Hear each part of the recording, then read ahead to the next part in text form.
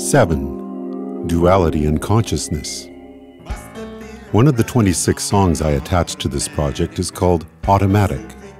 In it, I talk about the powerful idea put forth by Julian Jaynes in his groundbreaking book, The Origin of Consciousness in the Breakdown of the Bicameral Mind.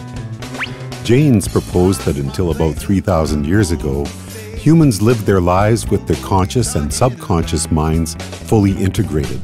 When the subconscious developed a plan or had an intuition, humans heard this as a voice inside their heads, which they often interpreted to be the voices of gods or ancestors. Then something happened.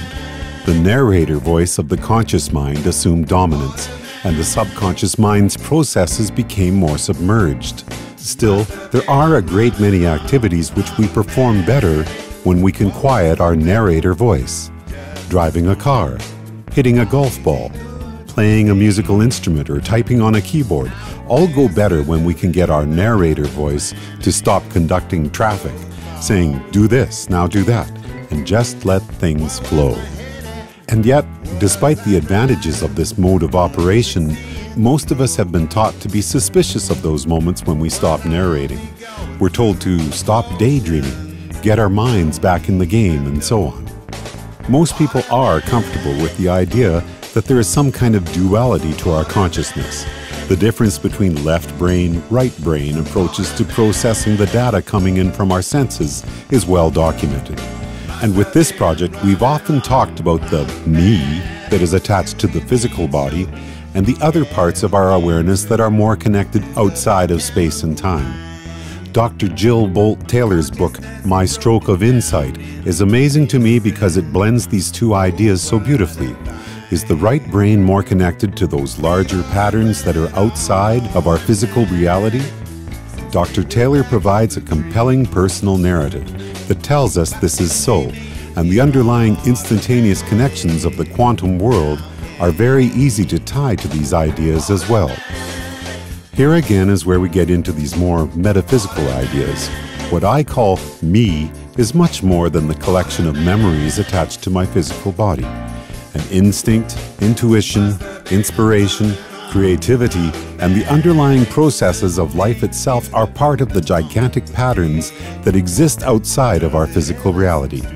This is a dynamic system we're talking about here, with each of us assuming new patterns of awareness, discarding old ones, becoming entrained and entraining others with the wave-like interactions of constructive and destructive interference that are occurring within the extra dimensions to create our observed reality.